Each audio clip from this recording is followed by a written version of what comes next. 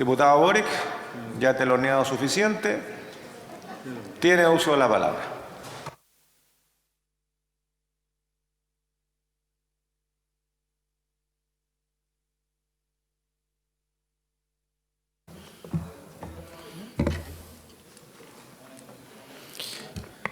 Presidente, quiero comenzar saludando respetuosamente a la defensa, al abogado Hermosilla, a la y los integrantes de la comisión que estudiaron esta acusación constitucional, a quienes asistieron a ella a prestar testimonio, por doloroso que estos hayan sido, a las y los funcionarios que trabajaron en ella y especialmente a las víctimas de violaciones a los derechos humanos sucedidos durante las últimas semanas en Chile. Es justamente en su nombre por quienes hoy estamos aquí. Quiero comenzar recogiendo parte de los argumentos del diputado Belolio cuando se pregunta si es que acaso es posible trabajar juntos por el bien común, más allá de las legítimas diferencias políticas que tengamos. Y me permito responderle con claridad. Sí, es posible y necesario poder trabajar todos juntos como sociedad en pos de un bien común que, al ser compartido, no debe excluir a nadie y nos obliga a dialogar con quienes piensan diferente a nosotros, para buscar acuerdos que fortalezcan una democracia en crisis y en conjunto con el pueblo que se ha movilizado mayoritariamente y también con los que no. Lograr mediante reformas sociales en materia como pensiones, salarios, salud, trabajo, transporte, servicios básicos y otros, que la dignidad se haga costumbre para todos y todas y no sea un privilegio para unos pocos. Asimismo, que el proceso constituyente ya en marcha sea representativo de la diversidad de nuestra sociedad, sin la histórica discriminación hacia las mujeres, sino de una manera paritaria, con igualdad de posibilidades de electibilidad para independientes que las que tienen militantes de partido y con especial consideración hacia los históricamente olvidados o violentados, según la época, pueblos originarios, mediante escaños reservados que les aseguren su participación, entre otras medidas que aseguren que la nueva Constitución sea efectivamente la de todas y todos los chilenos, y no solo la de un sector como es hoy la de 1980. Entrando al tema por el que hoy hemos sido convocados, la acusación constitucional, quiero comenzar explicitando que mi intervención se fundará a nombre de la oposición en los siguientes principios. 1. Justicia, no venganza. 2. Responsabilidad política, no revancha. Ese es el espíritu que guiará mi interpelación al exministro Andrés Chadwick, hoy ausente en esta sala.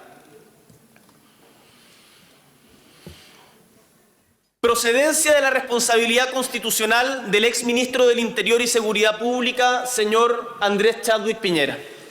Capítulo 1. Graves violaciones a los derechos humanos en el contexto de la movilización social reciente hasta el 28 de octubre de 2019.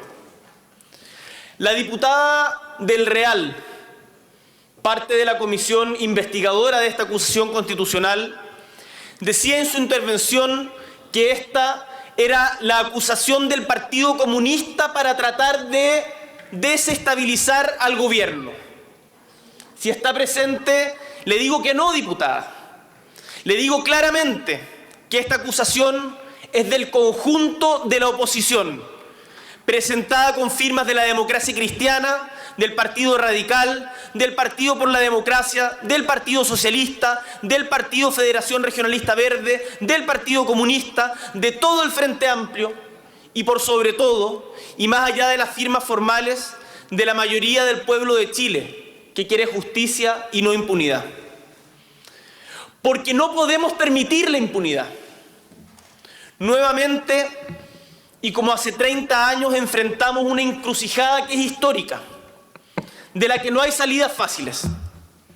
De hecho, y me atrevo a afirmarlo responsablemente, si después de este estallido social se impone en nuestro país la impunidad, no habrá salida posible, porque el pueblo de Chile jamás nos lo perdonará.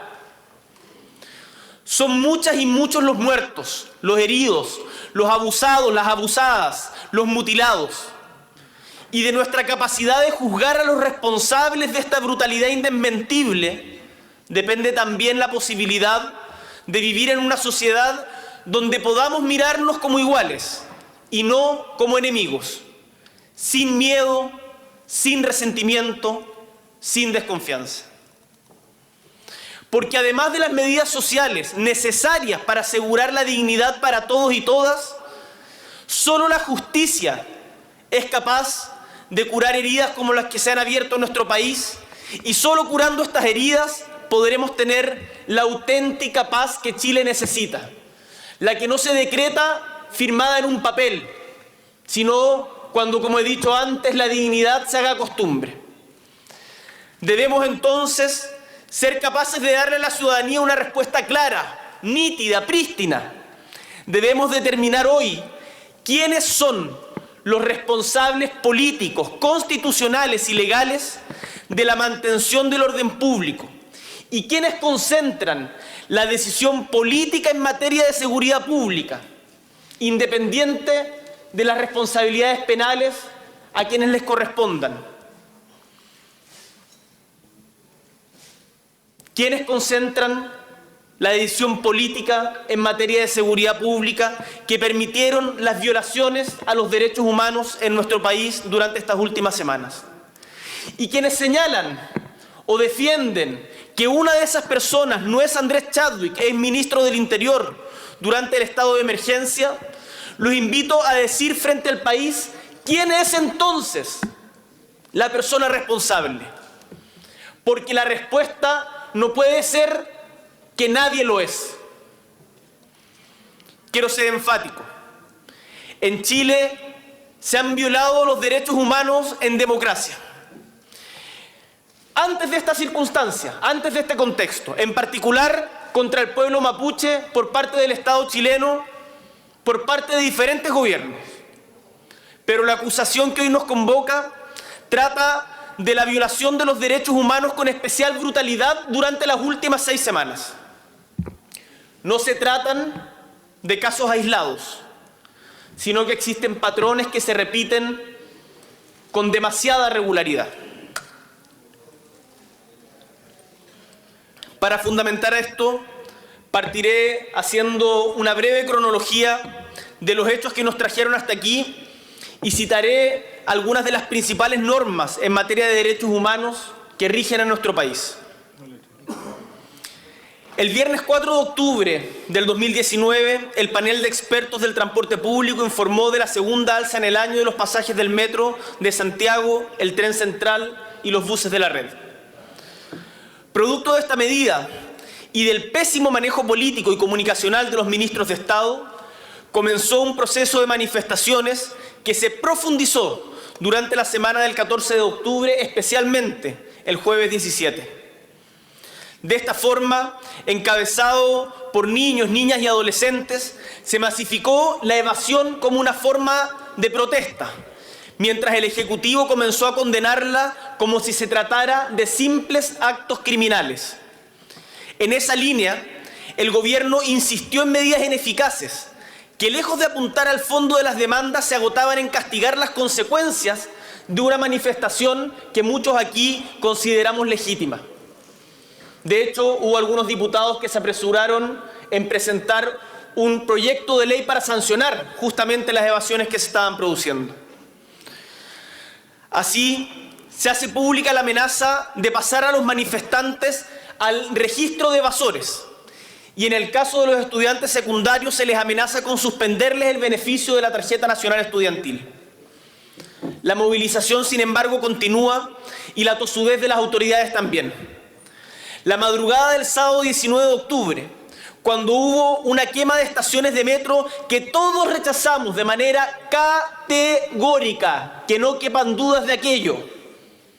El presidente Sebastián Piñera toma la drástica decisión de declarar estado de emergencia en las provincias de Santiago y Chacabuco, así como en las comunas de Puente Alto y San Bernardo, designando como jefe de la Defensa Nacional al general Javier Iturriaga del Campo.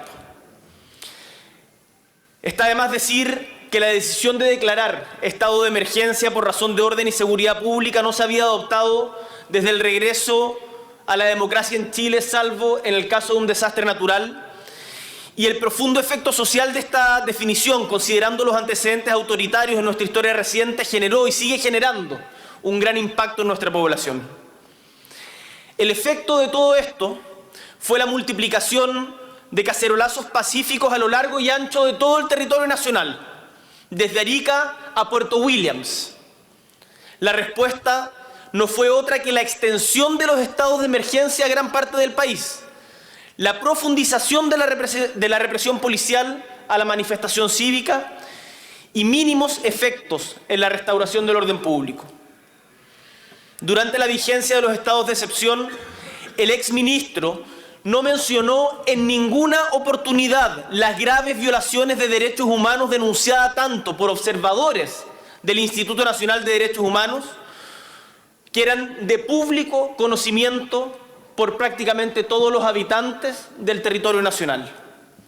En ningún momento envió un mensaje de moderación hacia las Fuerzas Armadas y de orden, ni les recordó sus deberes en materia de protección de los derechos humanos de la población, cuestión que sin lugar a dudas vulneró el artículo 1, número 1 del decreto número 1364 de 2018 del Ministerio del Interior y todas las normas legales en materia de derechos humanos de origen convencional.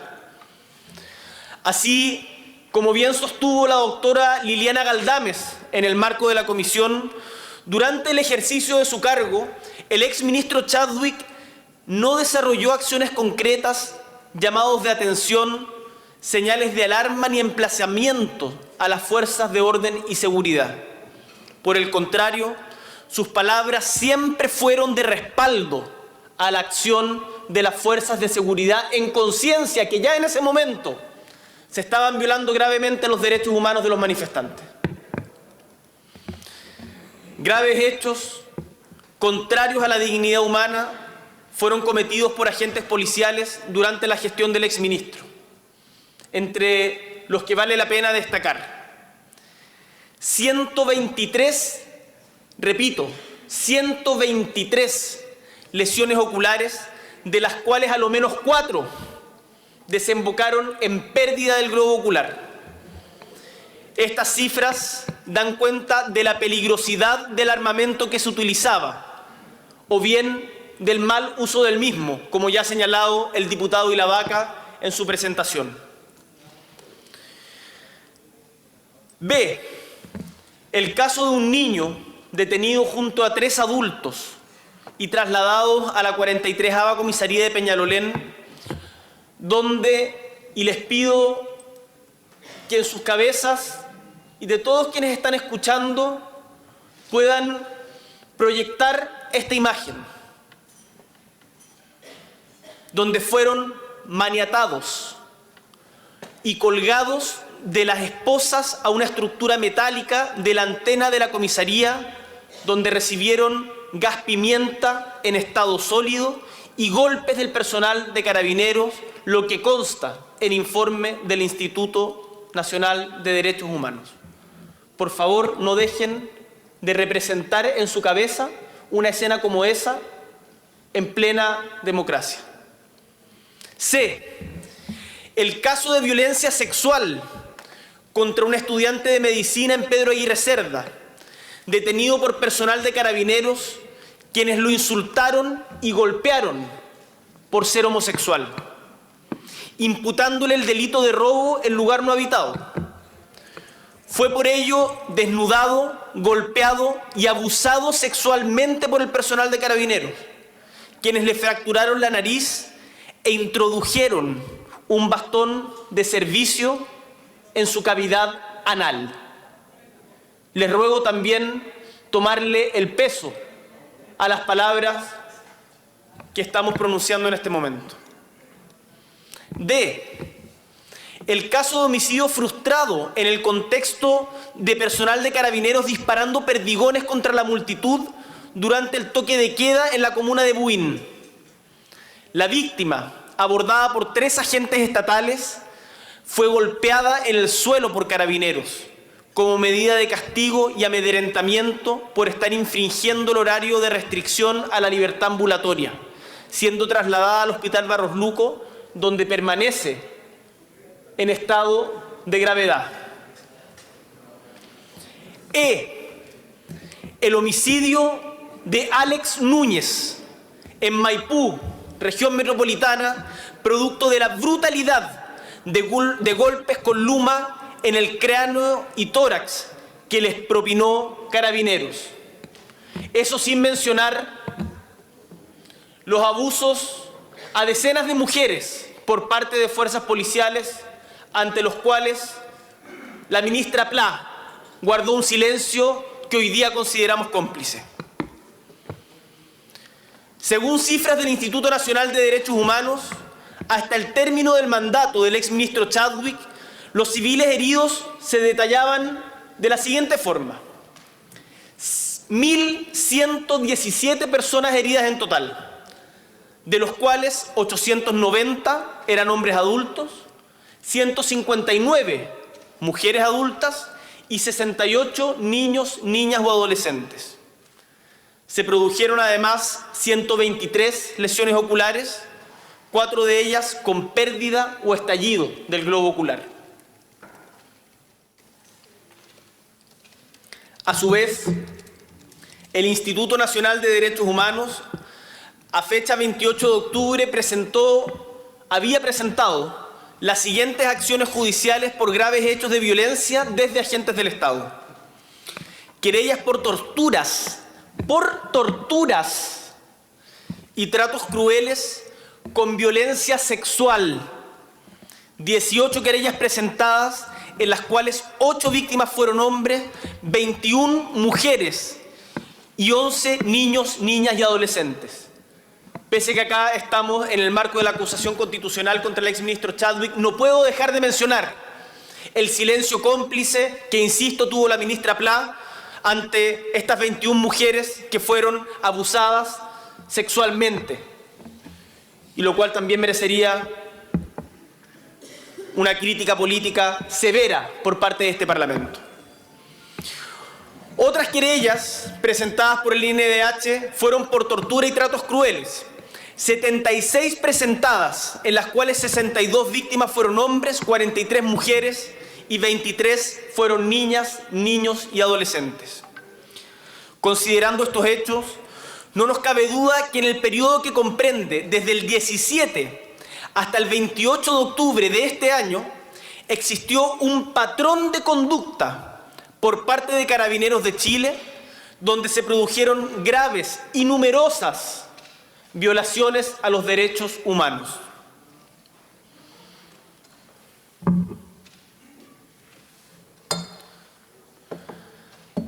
Todas estas violaciones a las garantías esenciales de los manifestantes no eran ignoradas por el ministro del Interior, Andrés Chadwick. Sin ir más lejos, todas y todos los chilenos pudimos acceder al menos a la información que periódicamente entregó el Instituto Nacional de Derechos Humanos y la Defensoría de la Niñez, en una loable tarea que bien vale la pena destacar también en este momento, de ambas instituciones autónomas del Estado y que sirven justamente para controlarlo, y por lo tanto además debiéramos estar conscientes de su importancia en democracia y dotarlas del presupuesto necesario para que puedan extender sus redes por todo el país. Y así la ciudadanía pudo apreciar simplemente a través, por ejemplo, de las redes sociales, descartando, por cierto, las noticias falsas, el registro audiovisual de abusos, excesos, vejámenes y actos que pensábamos habían sido desterrados de nuestro país, pero que solo crecían a medida que pasaban los días. El estándar mínimo exigible a la autoridad era actuar de forma inmediata para eliminar así las vulneraciones que se estaban cometiendo por agentes del Estado bajo su responsabilidad. Por el contrario, las políticas de seguridad patrocinadas por el exministro agravaron la afectación del orden público que se buscaba restablecer y que a más de 5 semanas del estallido social aún no se consigue tal objetivo. Debemos preguntarnos entonces qué habría pasado si en lugar de salir a defender de manera irrestricta las actuaciones de las fuerzas de orden y seguridad, el responsable de la mantención del orden público en nuestro país, en ese momento, el señor Andrés Chadwick, hubiese públicamente rechazado estas conductas que con su omisión inexcusable se fueron repitiendo de manera sistemática y perpetuando hasta llegar a una situación extrema como la que vivimos hoy, con la consiguiente grave y profunda deslegitimación de las fuerzas policiales en el uso legítimo de la fuerza como parte esencial del contrato social. Y esa es una tarea que como Parlamento, como Estado, como sociedad deberemos abordar: la profunda y necesaria reforma a Carabineros de Chile. Las obligaciones en materia de derechos humanos para todo ministro del Interior son claras. El propio texto constitucional vigente obliga a los órganos del Estado a respetar y promover los derechos garantizados en la Constitución de la República y en los tratados internacionales que se encuentren vigentes y ratificados por Chile, y por cierto también la Convención Americana sobre Derechos Humanos, que también ha sido ratificada por Chile y que establece la obligación de, cito, adoptar las medidas que fueran necesarias para hacer efectivos los derechos y libertades que ésta reconoce. ¿Sucedió aquello en Chile? La respuesta es que no. Queda claro de la sola lectura de estas normas que la acción de todo órgano de Estado, ministro del Interior incluido, no solo debe respetar los derechos humanos, sino que además tiene el deber de promoverlos y sobre todo protegerlos. Cuesta imaginar un deber constitucional más importante, más significativo, más fundamental que este, que es un deber especialmente intenso cuando el país se encuentra en un estado de excepción constitucional. En esta situación, tal como expusiera el profesor Jorge Contese en la comisión revisora, el estándar de actuación que se exige a las autoridades es y debe ser más alto, no más bajo. Y esto es especialmente relevante tratándose de quien debe velar por la mantención del orden público. Como ha sostenido Amnistía Internacional en su informe desestimado por este gobierno, en nuestro país se ha desatado la violencia policial con el específico fin de evitar el derecho a la manifestación de quienes exigen hoy su dignidad y sus derechos.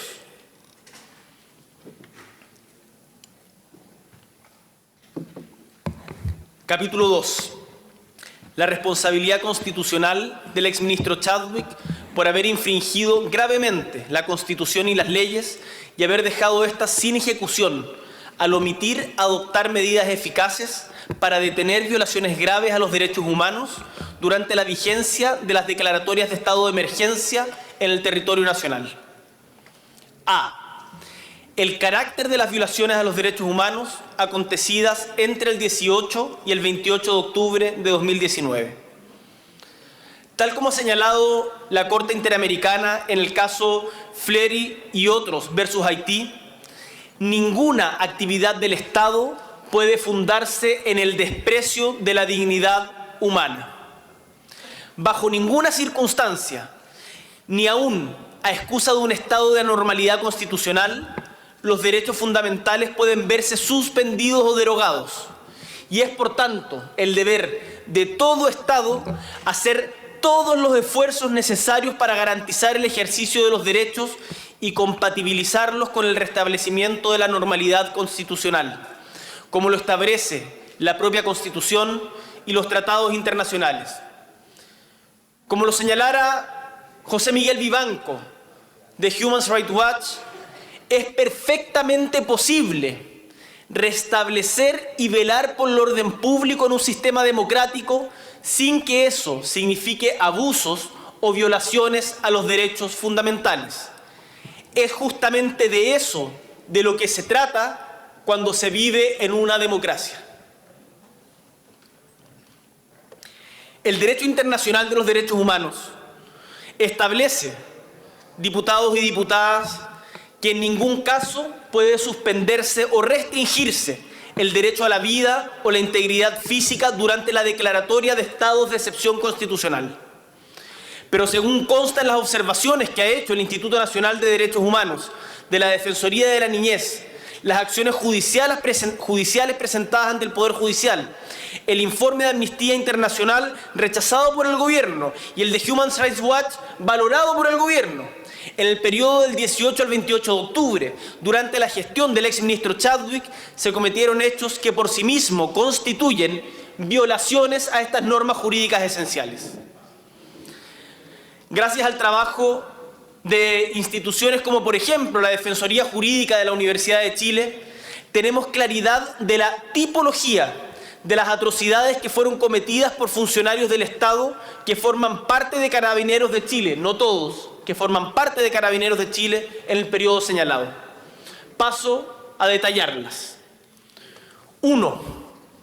En relación con el derecho a la protesta social y el uso de la fuerza. De los relatos indicados en las denuncias recibidas por la Defensoría, no se aprecia una gradualidad en el uso de la fuerza para controlar las manifestaciones. Quienes hemos sido parte de ellas lo hemos podido también vivir en carne propia. Esto es, no se cumplieron los pasos previos establecidos en los protocolos: diálogo, contención, disuasión, despeje, dispersión y detención. En muchos casos no hubo aviso previo, no hubo advertencia de uso de la fuerza mediante medios audibles y tampoco se pudo apreciar que las fuerzas policiales facilitaran el retiro de personas en situación de vulnerabilidad ni un uso gradual del carro lanzaguas y vehículos tácticos. En cuanto a los medios disuasivos utilizados y a los procedimientos policiales efectuados, se registró lo siguiente: un uso indiscriminado de bombas lacrimógenas. En casos en los que no hubo agresión por parte de los manifestantes a carabineros y sin previo aviso. En espacios cerrados y con riesgo de generar incendio, como en ocasiones se produjo. En sectores centrales de las ciudades ante la presencia de niños, niñas, adolescentes, mujeres embarazadas, adultos mayores y personas con capacidades diferentes o con notorios problemas de salud. Qué triste es hacer alusión a esta declaración de un general de Carabineros que decía que ejercer el control del orden público es como el combate al cáncer. Para afectar y lograr matar las células dañinas, también mueren en el intertanto algunas células que no lo son. Lo desafortunadas de esas palabras se expresa con mucha claridad en el actuar de Carabineros ante las protestas que en su gran mayoría estaban compuestas por gente que se manifestaba de manera pacífica. Continúo. El uso de bombas lacrimógenas en lugares prohibidos, como en puntos de atención de salud para manifestantes, incluso en hospitales. Tuve la oportunidad de ser testigo en la Clínica Santa María, cuando se estaba haciendo una concentración totalmente pacífica por Gustavo Gatica, quien había ingresado allí el día anterior, como fuerzas policiales lanzaron a mansalva más de 14 bombas lacrimógenas al frente de la clínica, afectando con ello a los pacientes que allí se encontraban. Esto sucedió también en otros lugares, por ejemplo, en Viña del Mar. Lanzamiento directamente al cuerpo de los manifestantes, causando así lesiones graves y menos graves. Segundo, el uso indiscriminado de escopeta antidisturbios con munición no letal, perdigones. Denuncias por uso desproporcionado, sin riesgo que hiciera necesario y razonable su uso, causando lesiones graves y menos graves. Denuncias por su uso indiscriminado y con riesgos de terceros inocentes, causando lesiones graves y menos graves. Denuncias por afectación a niños, niñas y adolescentes. Denuncias por disparos a corta distancia. Imagínense lo que es que les disparen una escopeta con perdigones que además se dispersan a 4 metros. Por supuesto no alcanzan a dispersarse. Uso indiscriminado de carro lanzaguas sin que existiese alguna agresión por parte de los manifestantes a carabineros y sin previo aviso de su uso. Golpes reiterados con bastón policial, causando lesiones de diversa gravedad, entre ellas fractura. Basta recordar el escenario en los cerros de Valparaíso, en donde un grupo de carabineros agredió sin ningún tipo de provocación previa a un grupo de personas que estaban bajando las escaleras de un cerro. Uso indiscriminado de gas pimienta sin que existiese agresión por parte de manifestantes a carabineros. Uso de otro armamento con munición letal.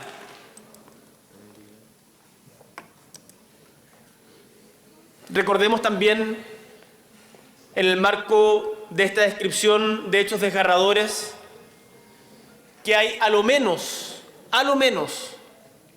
5 personas muertas producto del accionar policial o militar.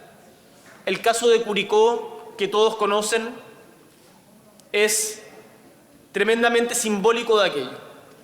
Recibió una bala que le quitó su vida a un joven que tenía una familia, un hijo chico, producto de participar pacíficamente en movilizaciones. 2. En relación con el derecho a la libertad personal. Las denuncias dan cuenta de ilegalidades en los procedimientos de detención y, por tanto, faltas al debido proceso. Detenciones realizadas por agentes policiales vestidos de civil en vehículos no institucionales o sin placa y patente, como vimos en la región de Atacama, por ejemplo, entre otras. Detenciones en lugares no habilitadas para ello. Maltrato y abuso policial de carácter físico, sexual y psicológico. Violencia desproporcionada, golpes con resultados de lesiones leves y graves, amenazas e intimidación, desnudamientos, actos de connotación sexual y otros discriminatorios que a su vez nos tienen en una grave crisis de salud mental como país, de la que después también vamos a tener que hacernos cargo. No nos olvidemos de ello. Omisión del trámite de constatación de lesiones o presencia de un funcionario policial durante la constatación bajo amenaza. Funcionarios y funcionarias sin la correspondiente identificación o con identificaciones falsas e incluso abiertamente provocatorias. No entregar información sobre los derechos del detenido, cargos que se imputan y o facilitar su comunicación. Detenciones en condiciones de hacinamiento, omisión de registrar a personas detenidas en el registro correspondiente y denegación de acceso a la información del registro de detenidas y detenidos. 3. En relación con el derecho a la integridad física y psíquica. Las denuncias recibidas por la Defensoría de la Universidad de Chile permiten describir los siguientes apremios: golpizas reiteradas o golpes entre varias personas en distintas partes del cuerpo, ahorcamiento con o sin pérdida de conciencia con las manos u objetos, por ejemplo, cordón de bicicleta, estiramientos, violencia sexual, agresiones sexuales, amenaza de violación, tocaciones, actos de connotación sexual, desnudamiento forzado, quemaduras, amenazas e intimidación, agresiones verbales, humillaciones, abandono en descampado. Muchas de estas conductas ocasionaron lesiones en los afectados. Las más graves corresponden a fracturas de extremidades, fractura nasal, fractura de costilla, fractura de rótula, perforación de pulmón y, como bien sabemos, en lo que se ha convertido en una epidemia inédita a nivel mundial, como ha constatado la Sociedad Nacional de Oftalmología, la acción sistemática de las fuerzas de orden y seguridad ha producido más de 280 casos de traumatismo ocular por impacto de proyectil no balístico o de bomba lacrimógena lanzada directamente al rostro, con pérdida total o parcial de la vista y los ojos, como es el dramático caso de Fabiola Campillay, que producto del disparo de una lacrimógena a corta distancia ha quedado completamente ciega.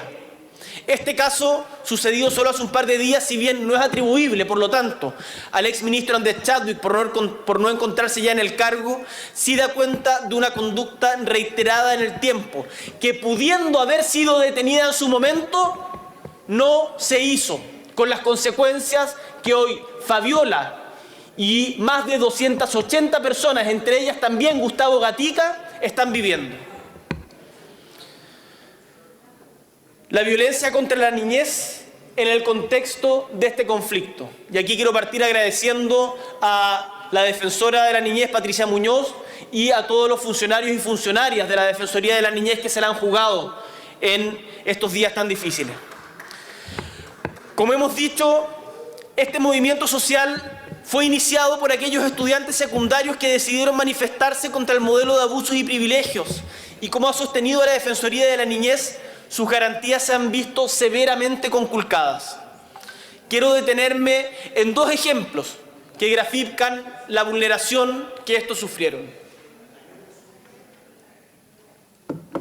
El día martes 22 de octubre, en la comuna de Renca, una de las más afectadas de la región metropolitana, las vecinas y vecinos inician un cacerolazo autoconvocado y pacífico en la calle, sin más que expresar su molestia con el gobierno y sin producirse desórdenes.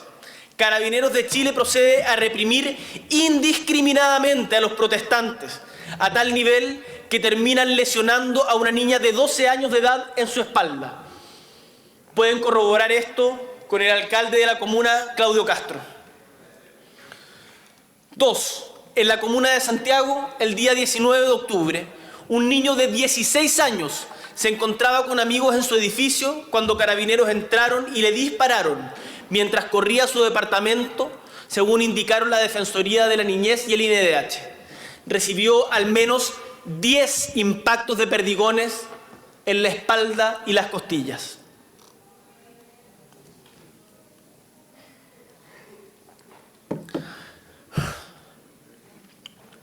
La violencia contra las mujeres.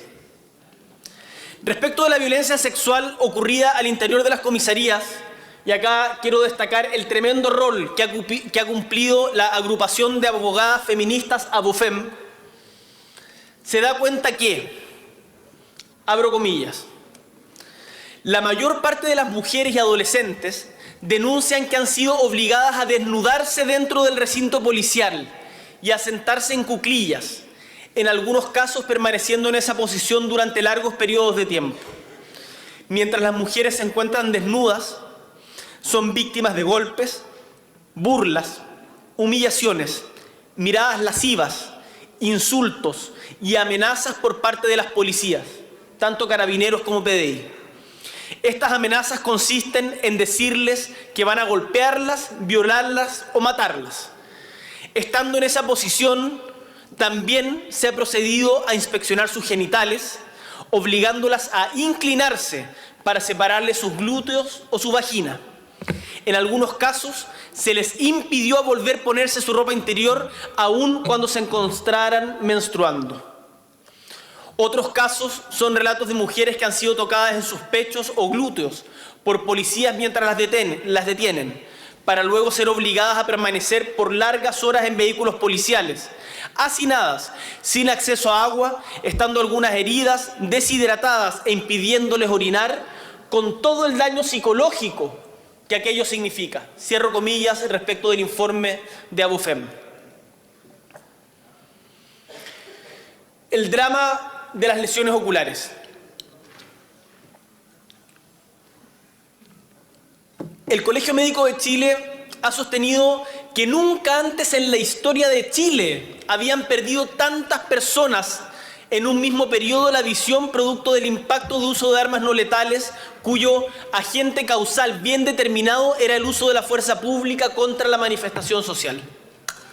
No solo en la historia de Chile, sino que a nivel mundial, las cifras de Chile son espeluznantes.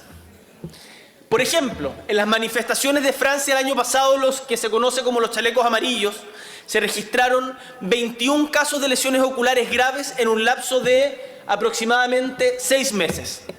En nuestro país, en Chile, en un periodo de solo 10 días, entre el 18 y el 28 de octubre, se produjeron 102 casos de lesiones oculares severas. El mismo Colegio Médico informó ante la comisión que estudió esta acusación constitucional y expuso que el día 23 de octubre advirtieron al gobierno y a la opinión pública sobre la necesidad de revisar los protocolos de actuación de Carabineros de Chile para evitar nuevas lesiones oculares. Pero, y la pregunta que compete a este Congreso a propósito de esta acusación constitucional es, ¿qué hizo el ministro Andrés Chadwick en ese entonces? Nada al respecto. El resultado fue que entre el periodo que da entre el 23 y el 28 de octubre se produjo una escalada porcentual de los casos de lesiones oculares severas, pasando de 29 a 102. El ministro fue específicamente advertido y no tomó medidas al respecto. Esta sola cuestión es suficiente para hacerlo responsable políticamente de esta dramática violación de los derechos humanos. Nuestra conclusión es que la forma en que estas vulneraciones a los derechos humanos se produjeron da cuenta de la existencia de un patrón de conducta que comenzó el día 18 de octubre y se ha reiterado en el tiempo, teniendo como eje común el uso desproporcionado e incluso irracional de la fuerza en contra de personas en el contexto de la protesta social. El sistema político distribuye facultades y responsabilidades entre las autoridades políticas. Las fuerzas policiales están bajo la dependencia del ministro del Interior. Su inacción es inaceptable y debe asumir, por tanto, su responsabilidad. Vuelvo a preguntar, si el exministro Andrés Chadwick no es responsable político por estas atrocidades, ¿quién?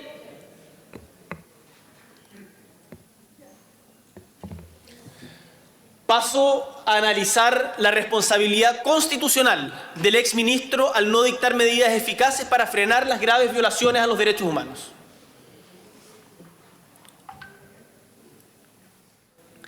Las medidas que supuestamente adoptó el exministro Chadwick para evitar las graves violaciones a los derechos humanos que son objeto de esta acusación caben en 11 de las 124 páginas de la contestación que entregara a la comisión y a esta honorable Cámara.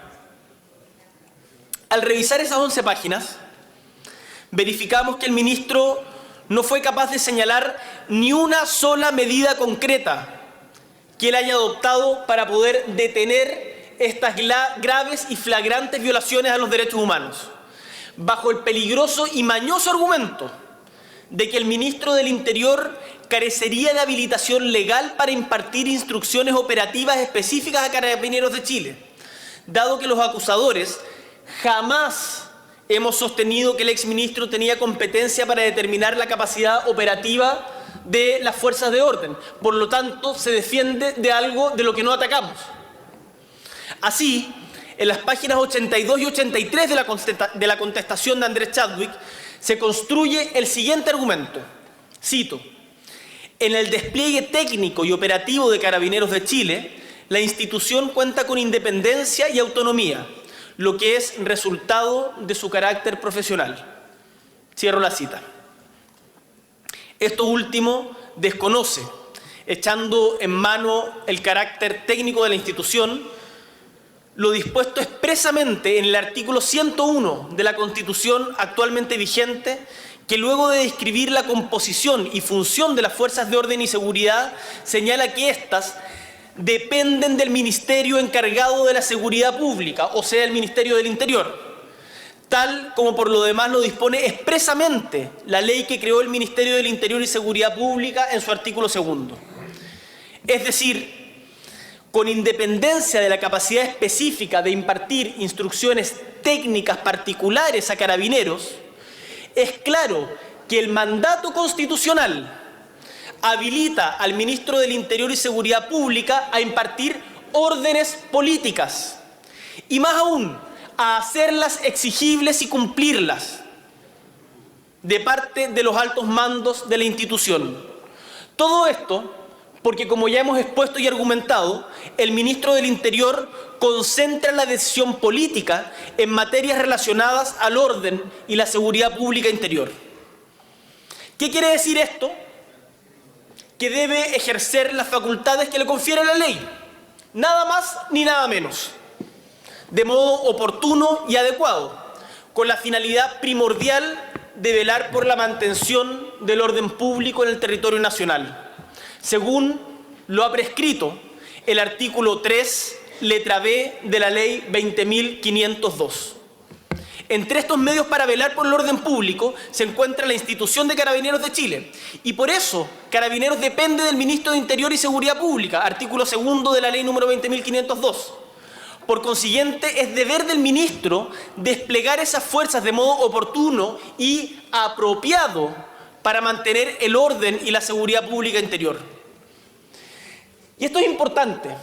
Siempre que la ley entrega a una autoridad pública medios para perseguir las finalidades que la propia ley le asigna, esas facultades son de ejercicio obligatorio, no opcional. Vale decir, no solo pueden usarla, sino que deben hacerlo, de modo racional, necesario y proporcional.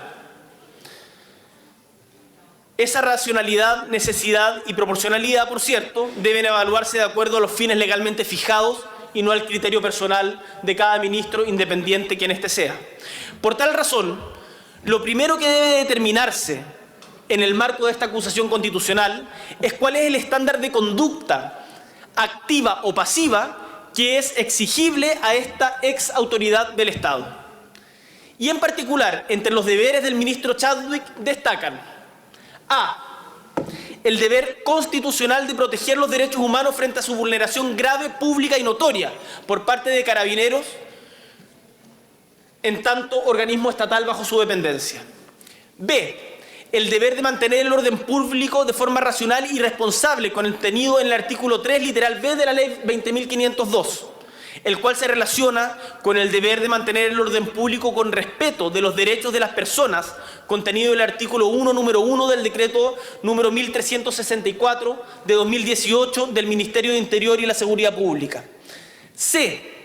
El deber de contener la violencia contra las personas y la comisión de graves delitos contra las personas por parte de Carabineros de Chile y la Fuerza Pública, contenido en esencia en el artículo 5, inciso 2 del texto constitucional, en los incisos 1.1 y 2 de la Convención Americana de Derechos Humanos. La pregunta que nos hacemos, estimados colegas y estimadas colegas, es si es que los deberes de velar por la mantención del orden público y contener la violencia policial que corresponden al Ministro del Interior fueron o no cumplidos en el despliegue de las fuerzas policiales durante la manifestación social reciente, siguiendo un criterio que fuera efectivamente racional, necesario y proporcional. Y la respuesta que desde la parte acusadora hacemos es que claramente eso no fue así. Y que por lo tanto el exministro Andrés Chadwick omitió adoptar medidas eficaces para cumplir con los deberes descritos allí donde era especialmente importante dictarlas. Entre estas omisiones graves cabe detallar, por ejemplo, 1. Omitió actualizar los protocolos de actuación de Carabineros contenido en el artículo 2 del referido decreto número 1364 del año 2018 del Ministerio del Interior en el contexto de las violaciones a los derechos humanos que son objeto de esta acusación constitucional. 2. Omitió fiscalizar activamente el cumplimiento de la Orden General número 2635 de 2019 de Carabineros de Chile. 3. omitió cualquier referencia pública a las graves violaciones a derechos humanos que estaban cometiendo carabineros bajo su dependencia, a pesar de que éstas eran evidentemente públicas y notorias. Esto no puede ser leído de otra manera que como un respaldo al actuar policial, que además fue muchas veces hecho explícito en televisión, radio y diarios. El deber de prevenir las violaciones a los derechos humanos, en particular, se ve incumplido en palabras de la profesora Galdames, que ofrece una aproximación a las obligaciones incumplidas del exministro y que, de haberse hecho efectivas, habrían contribuido significativamente a prevenir los graves hechos que hoy el país lamenta. ¿Qué es lo que nos señala la profesora? Cito: hasta el momento en que el señor Chadwick fue ministro, un balance respecto de las víctimas de violaciones a los derechos humanos por parte del Ministerio del Interior nos permite señalar que 1. No existieron antecedentes públicos elaborados por el Ministerio respecto de víctimas de violaciones a los derechos humanos. De hecho, y esto parece un absurdo, pero creo que vale la pena mencionarnos para que todos nos hagamos una idea de lo que estamos hablando. A la semana del 20 de octubre había una lista por parte del organismo correspondiente de los semáforos que no estaban operativos, pero no teníamos una lista de las víctimas fatales. Lo que por lo demás es coincidente con la exposición que hizo el Estado chileno mediante el abogado del Ministerio del Interior, el señor Mijael Bonito, ante la Comisión Interamericana de Derechos Humanos, que negó la represión en Chile y centró su argumentación en los daños materiales, como si hubiese estado exponiendo ante una comisión de protección de la propiedad privada antes que en una de defensa de derechos humanos. 2. No se desarrolló una sistematización de denuncias ni registro de víctimas, ni menos estudios para comprender los patrones de comportamiento de los agentes del Estado que tuvieran consecuencias respecto a las víctimas. 3. Estas son palabras de la profesora Galdames. No se analizaron los medios empleados en el control de seguridad pública ni las consecuencias que estaban implicando para la población. 4. Tampoco se dieron instrucciones respecto al resguardo de la integridad y libertad de las personas en este contexto. Y si tales instrucciones y estudios existieron, ello no fue acompañado de acciones concretas para eliminar el uso de armas o control de técnicas disuasivas para garantizar la seguridad pública. Consecuencia de ello, las denuncias por violación a los derechos humanos se sostienen en el tiempo desde el mismo inicio de las protestas.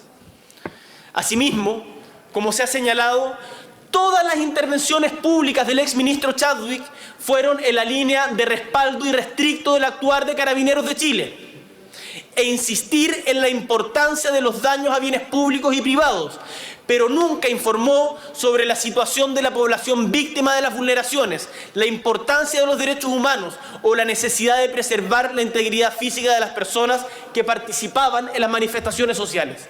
Ese tono cambió parcialmente de manera posterior al cambio de gabinete.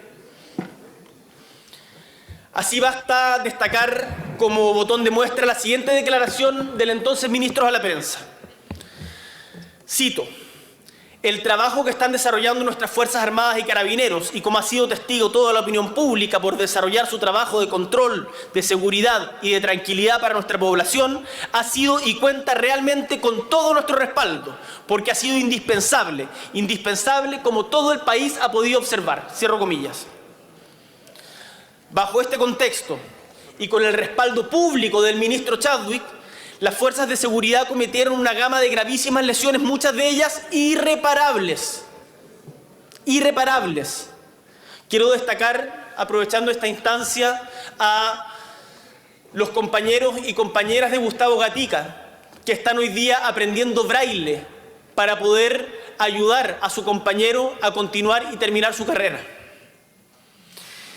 Y sin duda, muchas de estas actuaciones fueron innecesarias para aportar a la seguridad pública. Estas vulneraciones, que en los hechos se tradujeron en castigos corporales y físicos sin juicio ni procedimiento previo, se hicieron sobre la base del monopolio de la fuerza estatal, sin imponerse límites por parte del poder civil y sin respeto de los derechos fundamentales. Me permito también referirme a algo que creo que es tremendamente importante y que algunos parlamentarios han señalado como una duda legítima frente a esta acusación: el grave fallo en la inteligencia policial para proteger la infraestructura estratégica como las estaciones de metro en la capital. Es impresentable que el ministro a cargo de la Seguridad Pública, Interior, no haya sido capaz de prevenir mediante acciones que él mismo ha señalado corresponden a grupos organizados. Se ha hablado mucho de grupos organizados, pero no han dicho cuáles son esos grupos organizados. El exministro no solamente fue gravemente negligente en todo lo que ya se ha señalado, sino que fue totalmente incapaz de prever, allí donde era necesario priorizar el orden público, recursos policiales para garantizar la protección de bienes críticos para la sociedad. Esto denota una gravísima falla en los sistemas de inteligencia policial del Estado de Chile, de los que el ministro del Interior es responsable.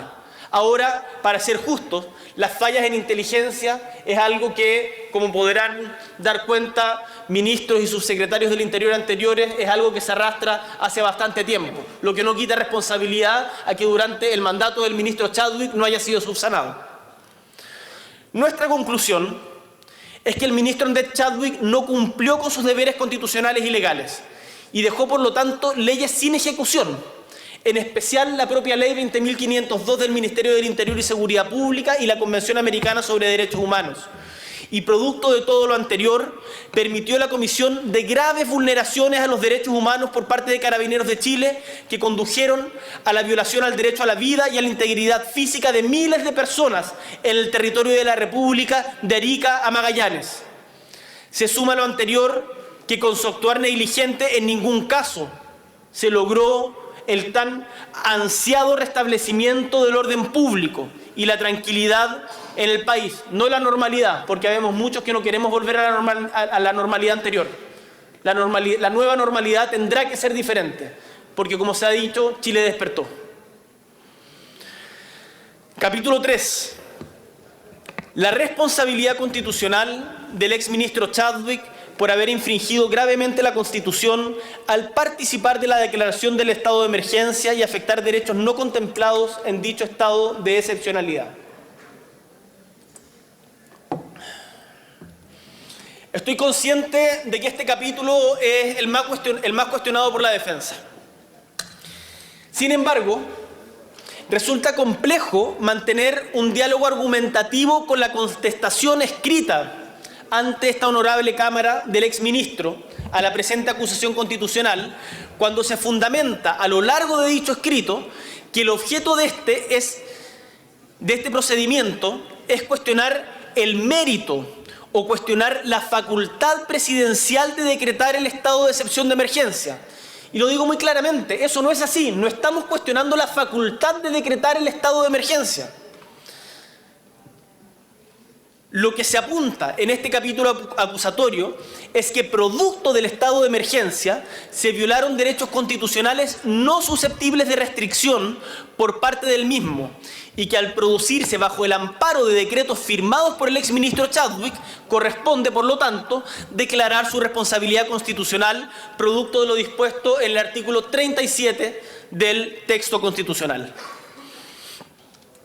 Así, conforme al texto constitucional, el estado de emergencia solo podrá ser declarado por las causales de grave alteración al orden público o de grave daño para la seguridad de la nación y no requiere la aquiescencia del Congreso Nacional, salvo que el presidente desee extenderlo más allá de 30 días, como lo establece el artículo 43 de la Carta Fundamental.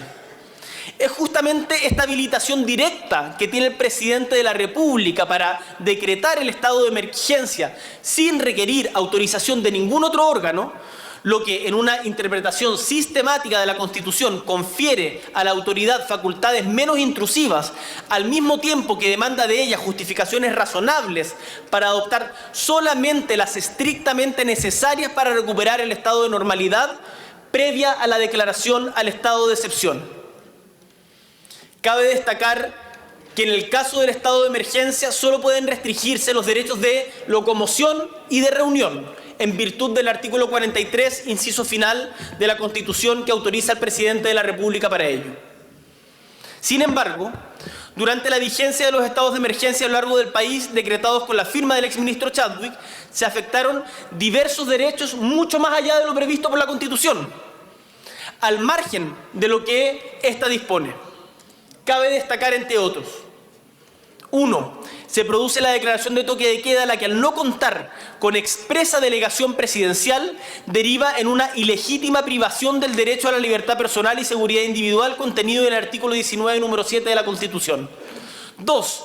Los jefes de la Defensa Nacional desplegados a lo largo de todo el país ordenaron a sus tropas para efectuar detenciones ilegales y arbitrarias a quienes fueran sorprendidos en espacios públicos durante el horario prohibido por los toques de queda.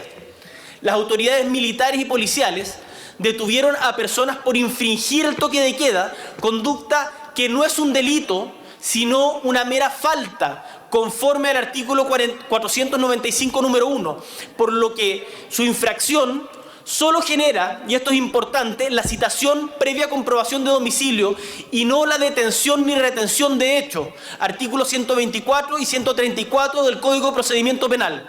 De esta manera se afectó directamente el artículo 19, número 7, literal C, constitucional. De esto podemos dar cuenta varios parlamentarios que recorrimos comisarías, por ejemplo, con la diputada Cariola y la diputada Vallejo, que asistimos a una comisaría ubicada en la comuna de Santiago, en donde había gente detenida producto de estar fuera de sus casas en el toque de queda y que estaban pasando la noche en la comisaría en el suelo. Eso es absolutamente inconstitucional. 3. De acuerdo a la información recogida por el INDH, se verificaron más de 3.193 casos de personas privadas de libertad en el periodo que correspondió al exministro Chadwick, en donde se han detectado detenciones en lugares no habilitadas para tal efecto, como recintos privados y estaciones de transporte público, lo cual excede con creces las atribuciones del estado de emergencia, pues corresponden a las del estado de sitio, que requiere otro tipo de autorización. Estas detenciones se han visto agravadas por la falta de comunicación oficial sobre el registro de detenidos y las negativas de los funcionarios de las comisarías para dar la información fehaciente a los abogados defensores. De esto pueden dar cuenta también muchos parlamentarios que asistieron a comisarías a tratar de verificar la situación in situ, de la dificultad para obtener la información del registro de detenidos. Estas conductas vulneran gravemente 3 derechos. En primer lugar, el registro de detenidos es público por expresa disposición de la Constitución en el artículo 19, número 7, letra B. En segundo lugar, obstaculizar su acceso vulnera gravemente el derecho de defensa de los detenidos, establecido en el artículo 19, número 3 de la Constitución. Y finalmente vulnera el acceso a la información pública, lo que ha provocado que el mismísimo Consejo de Transparencia lo haya expresado de la manera siguiente, cito: es importante alertar sobre la publicidad del registro de detenidos, considerando que la propia Constitución señala expresamente que nadie puede ser arrastrado o detenido, sujeto a prisión preventiva o preso, sino en su casa o en los lugares públicos destinados a este objeto, y que los encargados de prisiones deberán dejar constancia de la respectiva orden que instruye el arresto, detención o la condición de procesado o preso de una persona determinada. Termino la cita del Consejo de la Transparencia. Como he detallado a lo largo de este capítulo, corresponde claramente establecer una responsabilidad en el exministro Chadwick al no haber garantizado durante la vigencia de los estados de emergencia las limitaciones formales y sustantivas del periodo de normalidad constitucional recientes, derivando en la restricción masiva de derechos que no están contemplados en el orden constitucional. Así, no solo se restringió el derecho de locomoción y de reunión, que sí está permitido, sino que también se restringió y se lesionaron masivamente los derechos del debido proceso legal de cientos de detenidos, el derecho a la libertad personal y seguridad individual de las personas en aquellas zonas donde se decretó estado de emergencia, particularmente en la periferia de las ciudades. y en algunos casos el derecho a la inviolabilidad del hogar, como pueden dar cuenta algunas dirigentes que fueron sacadas a rastras del edificio donde habitaban. En todos estos casos, la conducta del entonces ministro fue fundamental para tolerar la vulneración de dichos derechos constitucionales al margen de la misma legalidad y proporcionalidad que el estado de emergencia permitía. Por lo tanto, reitero la defensa. No estamos cuestionando la facultad de decretar el estado de emergencia, sino las consecuencias que de éste se derivaron. Nuestra conclusión es que el exministro del Interior y Seguridad Pública, don Andrés Chadwick, es responsable por omitir tomar acciones para evitar la flagrante vulneración de los derechos constitucionales del debido proceso legal, artículo 19, número 3, de la inviolabilidad del hogar, artículo 19, número 5, y de la libertad personal y seguridad individual, artículo 19, número 7 de la Constitución, de miles de personas en la República, producto de aplicarse medidas no contempladas en un estado de excepción constitucional de emergencia, que es el que se decretó concurriendo con su firma. Ha infringido de esta manera gravemente la Constitución, con la consecuencia de comprometer gravemente la seguridad ciudadana a nivel nacional y exponer a millones de personas a las situaciones antes descritas en el capítulo de la presente acusación constitucional. Capítulo 4, y con esto voy cerrando. Aspectos relevantes de la defensa del exministro Andrés Chadwick. 1. Confunde los estatutos de la responsabilidad constitucional con aquellos de la responsabilidad criminal. A lo largo del texto que el exministro presenta como defensa, este confunde la aplicación del estatuto jurídico e intenta hacer ver que esta Cámara debe aplicar las normas de la responsabilidad criminal. Esto, desde nuestro punto de vista, es un craso error, pues existe norma expresa en la Constitución que descarta aquello. El artículo 53, número 1, al que paso a dar lectura. El funcionario declarado culpable en la acusación constitucional será juzgado de acuerdo a las leyes por el tribunal competente, tanto para la aplicación de la pena señalada al delito, si lo hubiere, como para hacer efectiva la responsabilidad civil por los daños y perjuicios causados al Estado y particulares. El estatuto jurídico en este caso es plenamente constitucional y es el Congreso Nacional el que, por medio de sus cámaras, como principal intérprete de la Constitución, debe restablecer su supremacía al declarar la culpabilidad en la acusación constitucional respectiva. Por lo mismo, son de todo imprecisas las alusiones referidas al ius puniendi estatal o a la presunción de inocencia. Este punto fue claramente iluminado en la comisión que estudió la presente acusación por el profesor Jorge Contese. Como él señaló a la comisión revisora, lo que se discute en esta sede es la atribución de responsabilidad constitucional, esto es, política y no penal. Es ese y no otro rol el que le cabe a esta Cámara en cuanto a órgano al que la Constitución le encarga el control y fiscalización de los actos de gobierno. No nos autoflagelemos las pocas facultades que tenemos como Cámara de Diputados. Si nosotros no hacemos lo que la Constitución nos obliga, controlar los actos de gobierno y atribuir responsabilidad constitucional a quien ha infringido la Constitución y las leyes cuando la materia es la violación masiva y generalizada de los derechos humanos, entonces seríamos nosotros y nosotras, como representantes de la ciudadanía, quienes estaríamos renunciando a nuestro deber constitucional. Sobre el señalamiento de que infringe el debido proceso legal la presente acusación. Quizás por las mismas razones, el exministro intenta hacer valer elementos propios del debido proceso penal en esta acusación. Cabe señalar que todo el procedimiento de la acusación constitucional ha sido estructurado para respetar el debido proceso. Tanto en la Constitución como en la Ley Orgánica del Congreso Nacional establecen amplias garantías para que el acusado pueda ejercitar su derecho a la defensa, pudiendo presentar pruebas, aportar documentos, hacer comparecer a especialistas, etcétera, como le constará al presidente de la comisión, se llevó a efecto. Incluso su propio abogado podría haber comparecido a las sesiones de la comisión, lo cual legítimamente decidió no hacer. En la cuestión previa, el abogado Hermosilla señaló que la acusación le imputa al exministro hechos sobre los que no puede presentar prueba. Y esto es muy importante porque es un argumento muy sustantivo sobre el que se funda la defensa.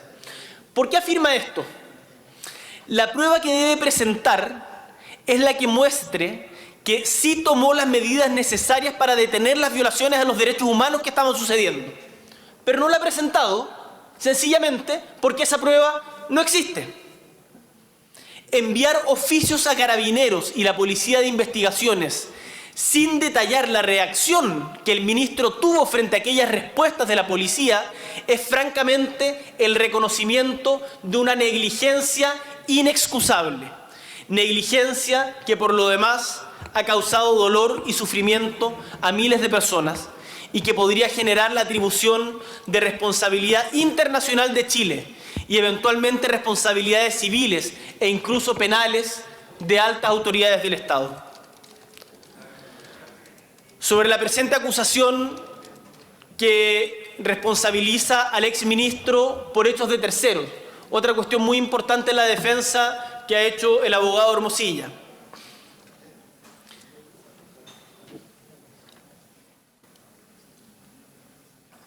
Como ha quedado de manifiesto a lo largo de esta intervención y en el propio texto de la acusación, jamás se le ha imputado al exministro Chadwick los hechos materiales perpetrados por parte de las fuerzas de seguridad del Estado, sino lo que es objeto de esta acusación es su acción omisiva en tanto ministro de Estado de aquel entonces y responsable de las decisiones políticas para la mantención del orden público en relación al deber que le correspondía, con el objetivo de hacer respetar la Constitución respecto de quienes están bajo su dependencia por expreso mandato constitucional.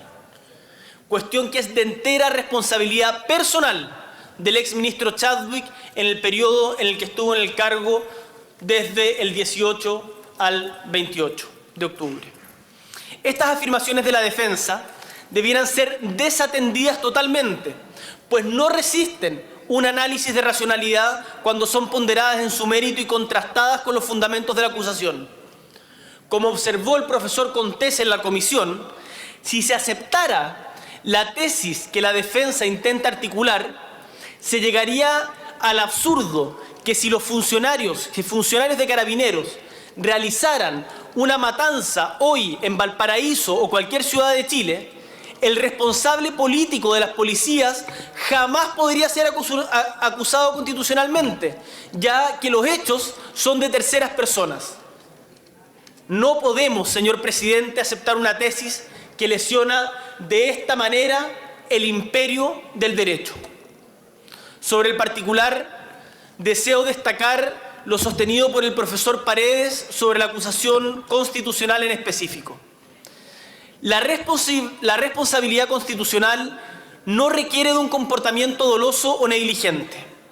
En realidad, lo que se exige a la autoridad pública es un estándar de conducta que incluye su propio comportamiento, pero que también le hace responsable por la conducta de los funcionarios sometidos a su dependencia, en términos del correcto y legal funcionamiento del orden y seguridad.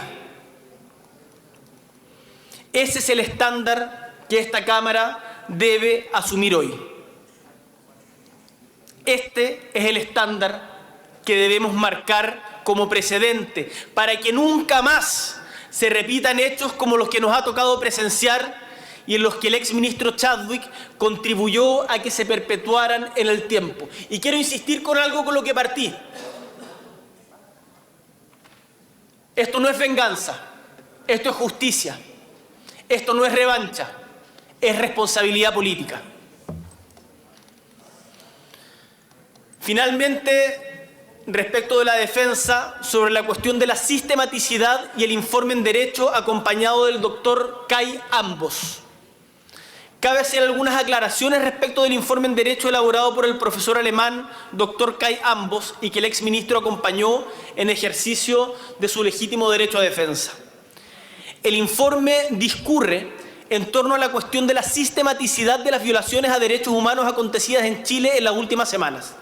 Es, sin lugar a dudas, una interesante argumentación que bien vale ser atendida. Lo curioso es que no tiene nada que ver con esta acusación,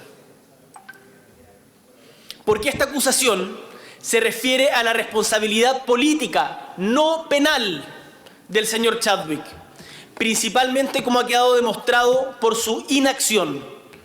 Cabe recordar que el doctor Ambos es especialista en Derecho Penal Internacional y por ello es posible que su informe sea útil a la defensa en otra instancia futura.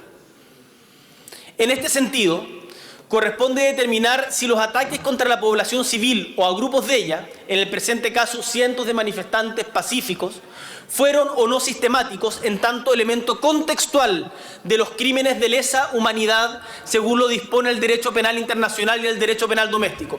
Pero esto es un asunto de competencia de los tribunales penales, no de esta Cámara de Diputados ni del Senado, ya sea a nivel internacional o doméstico, o incluso de tribunales de otros estados en caso que se gatillen instancias de jurisdicción universal. Por lo tanto, no es algo que nos quepa a nosotros como parlamentarios, parlamentarias, analizar en este caso. Capítulo 5. Sobre la necesidad de restablecer la supremacía de los derechos fundamentales por medio del ejercicio de la responsabilidad constitucional. Se ha deslizado en estos días, y lo ha sostenido muy firmemente el diputado Belolio, que el ministro Chadwick agotó su responsabilidad político-constitucional con la pérdida de confianza del presidente de la República el día 28 de octubre de este año mediante su salida del gabinete. La afirmación anterior la consideramos errónea por dos razones. Primero, porque desconoce el texto expreso de la Constitución que permite acusar y establecer, en caso que corresponda, la responsabilidad constitucional respecto de los exministros de Estado hasta 3 meses dejado su cargo. De dar por cierto quienes sostienen esta tesis, se estaría derogando en este aspecto la Constitución aún vigente sin ningún procedimiento institucional. Y la atribución de acusar constitucionalmente en este caso carecería de sentido. No dudo de la buena fe del argumento, estoy rebatiéndolo de la misma buena fe. En segundo lugar, porque anula la capacidad del Congreso Nacional, en tanto principal intérprete de la Constitución y las leyes, de ejercer el control político sobre el ejercicio del Poder Ejecutivo, y con ello se destruye, por tanto, algo que es fundamental: la separación de poderes y el sistema de frenos y contrapesos, check and balances, con la consiguiente grave afectación del Estado de Derecho. Resulta, para quienes somos acusadores, fundamental que esta Cámara asuma la conciencia y rol que se juega en la protección de los derechos humanos conforme al artículo 5 de la Constitución. En ello se juega algo más que una simple acusación constitucional. Se juega el sentido ético del Estado y nuestro compromiso efectivo con la dignidad humana y el ejercicio íntegro de los derechos humanos. Hoy tenemos la oportunidad única en democracia de no tener que esperar 30 años más para condenar las violaciones a los derechos humanos de forma enérgica. Les pedimos, en particular a la derecha, que no vuelvan a llegar 30 años tarde y no detenernos solo a mirar lo que ocurre en otros países. Que cuando hayan violaciones de los derechos humanos en otros países, también tenemos que ser capaces de condenarlos, sin lugar a dudas. Es el momento de reafirmar una cuestión ética trascendental. Los derechos humanos se deben promover, respetar y garantizar siempre, en cualquier lugar y circunstancia. Y las autoridades políticas tienen en ello una responsabilidad superior a la de cualquier ciudadano. Sobre el particular, me permito traer a colación la reflexión que el abogado Jorge Correa Sutil formuló hace algunos días ante la comisión que estudia la acusación constitucional contra el presidente Piñera, donde sostuvo, refiriéndose a la naturaleza político-jurídica de este instrumento. Ojo, no quiero sacar de contexto al profesor Correa Sutil, quien no defendió la acusación, pero sin embargo hizo una reflexión que me parece interesante para efectos de ponderar las consecuencias que tiene esta acusación constitucional y lo que estamos decidiendo y nos corresponde decidir como diputados y diputadas. Decía el profesor Correa Sutil: si el juicio es político y no solo jurídico, el juzgador no puede desentenderse de las consecuencias de su juicio. En política no es responsable hacer perecer al mundo. Y si seguimos las palabras del profesor Correa Sutil de rechazar hoy esta acusación constitucional, estaríamos diciéndole al mundo que aquí los derechos humanos se pueden violar gravemente sin existir responsabilidad política de las autoridades por no adoptar medidas eficaces para detenerlas, pudiendo haberlo hecho. Parafraseando al mismo profesor, en política no es responsable hacer perecer la dignidad humana, colegas. Les llamo a pensar las consecuencias de lo que hoy decidimos en esta sala. No es solo una defensa corporativa de qué lado estamos respecto al gobierno. Es una decisión que reviste también caracteres jurídicos, políticos y también éticos. Y quiero hacer desde ya una advertencia en positivo. Quienes voten en contra lo harán en su legítimo derecho. Y yo espero que nadie apunte con el dedo a quien decida hacerlo de esa manera, juzgándolos de una u otra manera. Pero sí creo que es importante que ponderemos las consecuencias de las decisiones que tomamos.